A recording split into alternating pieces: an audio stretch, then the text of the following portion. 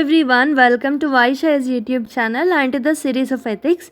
We have completed 9 episodes before in ethics, so if you have not watched them, go to the playlist of ethics in the Vaishya's YouTube channel and watch all the 9 videos and come back to this lecture so that there will be a flow in the understanding and flow in your notes. Okay.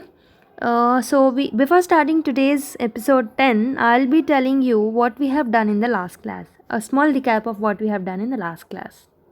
So, in the last two classes, we have started teleological approach, under which we have read about the utilitarian approach. Under utilitarian approach, we have gone through the philosophy of Jeremy Bentham and J.S. Mills and the inferences of their philosophies. And we have read the differences between their ideas of Bentham and J.S. Mills and the applications of their ideas or the philosophies at the individual level, society's context and the government context, and the connection between the liberal economy and this utilitarian philosophy. And then we have also saw the criticisms of the utilitarian philosophy and the conclusion of the utilitarian philosophy in the last class. So as a part of the teleological approach itself, today we are going to start about the contractarian theory. So before starting the video, I'll give you a small announcement. These series and all of the free series which are freely available in the channel are actually the part of the paid courses, and if we are not giving the proper feedback in the YouTube channel, we will be only providing to the paid courses students. So by putting this all in mind, what you need to do is share, subscribe and like the videos that we upload and give the proper feedback under every video that we upload. So considering this all, let's start the video. So contractarian theory. So, contractarian theory, as the name suggests, it is something about the contracts. So, under this contractarian theory, there are three philosophers. They are the Thomas Hobbes, John Locke, and Rousseau. These three are the proponents, or these three belongs to the school of the contractarian theory. So, according to them, what is the contractarian theory is the human conduct is considered to be ethical. Okay, it is considered to be ethical on the basis of the agreement. Okay. On the basis of the agreement or the contract or the consensus, human conduct can be said to be ethical. How? Then says that if two or more people agree on the same point, then the agreed point is said to be the ethical standard. For example, most of the people in the society feels robbery is not a good thing. So these are all thinking that robbery is not an ethical action. So robbery cannot be treated as the ethical conduct. If speaking truth according to many people in the society is good, then speaking truth can be a ethical action. So in this way, through the agreement or the through consensus or through the contract, we can say the human conduct is ethical or not based on the agreement between two or the three people or more people. Okay. So, for example, we can say in the business contracts, if there is an agreement between the private and the public players, and these contracts made by this public and the private players can be said to be ethical because they have made contract. There are different types of people who are involved in it and they are agreed on the same point. So, these contracts can be said to be ethical contracts, or they may have the ethical conduct in them. So, when the contracts are made, those contracts should be honored. The people of the contracts and people outside the contracts also should honor the contracts which they have made. If contracts is taking place between the states and the citizen, then those contracts are said to be the social contracts. So we have generally read till now about the contracts. So if these type of contracts are made between the states and the citizens, then it is called as a social contract. Okay, this is the social contract. So social contract is nothing but it's an agreement. It is an agreement by the people of that state.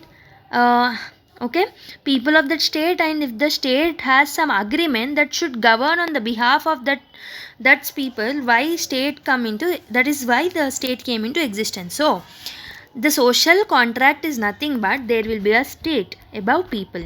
Okay, these people will come into agreement. Okay, these people will come into agreement in order to make state as something which is upper, which will govern this all people. Okay, the state will govern the people because of the contract which they have made.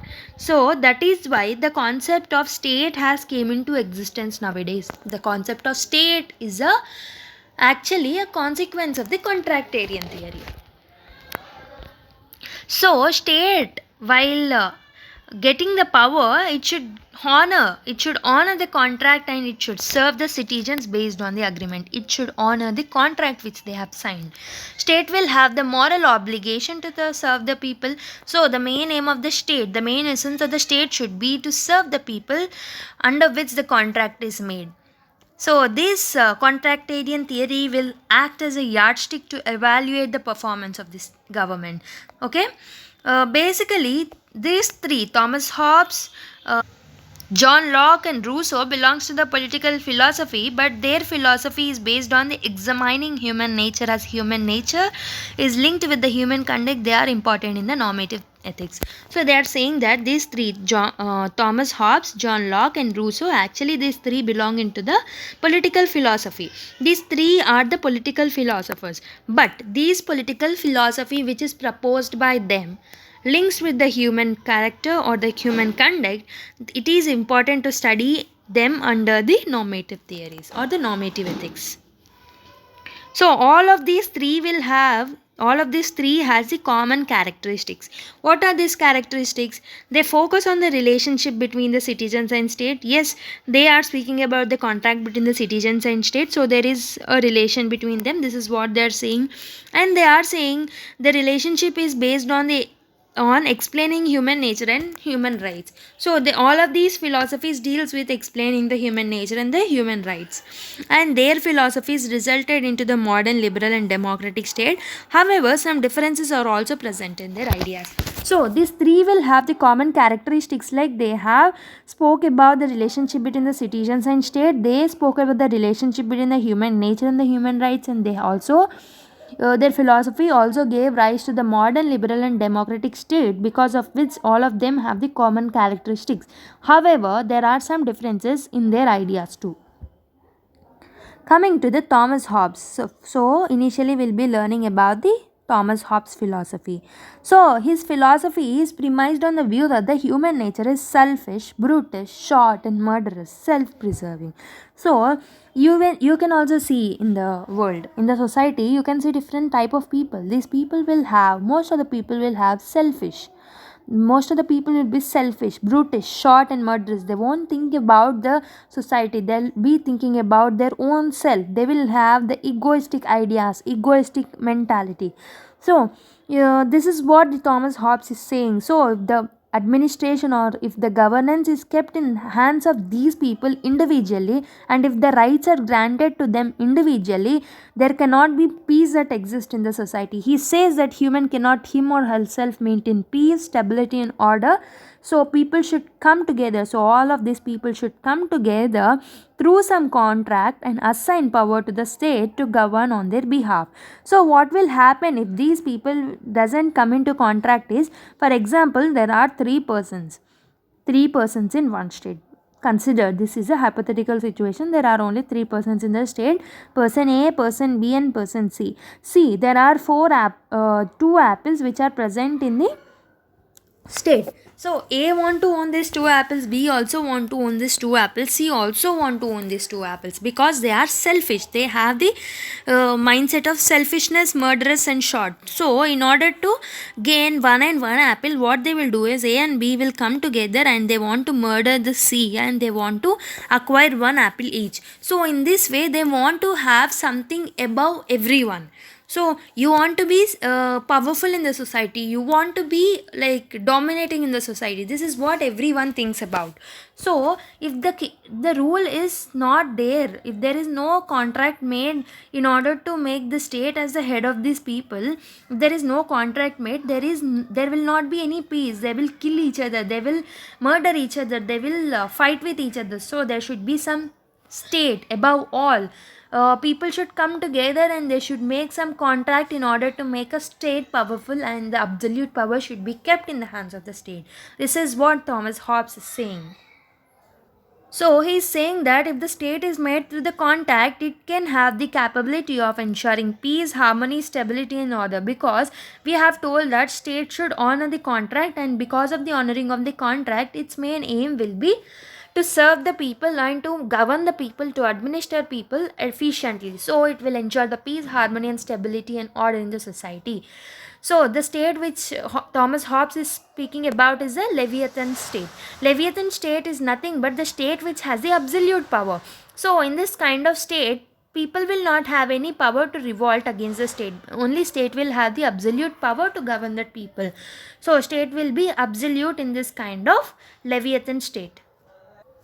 So, what might be the moral implications of the Thomas Hobbes philosophy? So, there can be some moral implications under his philosophy. So, he's saying people are selfish, brutal, murderous. They are not. They are not self-preserving. So, they are self-preserving. They cannot maintain peace, harmony. There should be some state about them. Through the contract, the state should get the absolute power. So, state can become the Leviathan state. This is what he's saying. So, how state will have the moral implications is state has a moral foundation. Okay, the moral foundation or the emergence of the state, the formation of the state is because of the social contract. So, the social contract, according to the contractarian theory, is a ethical code of conduct. It is a part of the ethical conduct. Okay, because two or more people are coming together and making the contract, so the action which is performed, the result of the action is said to be ethical. So it has the moral foundation. State will have the moral foundation. And coming to the second point, state has a moral basis to govern. So okay, if the state is coming to the power, it is based on the moral conduct. But how can we maintain, or how can the governance takes place by the state? Will it be justificable? Yes, it will be justificable because they follow the law. Law will be having the ethical code of rules or ethical conduct, because of which there can be efficiency in their administration and they can govern easily without any bias, without any partiality. And state can enforce law even against the will of the people. Okay, state will have that much power. It will have the absolute power even to enforce the law even against the will of the people. Some may boycott the property of some others. So this boycotted person will need to be punished because of the law. But he will not agree because he don't want to get any punishment. So against his will also, state should interfere into the matter, and the person who is boycotting someone should be kept in jail, or he should be punished according to the principles of law. So this is what the moral implications of the Thomas Hobbes philosophy is. So we have come to the end of the lecture. We have studied about the moral implications, and in the next class we'll be learning about the applications of the Thomas Hobbes philosophy. Then we'll be reading some criticism, and we'll be reading the way forward or the conclusion of the Thomas Hobbes in the next episode. So let's revise what we have learned today.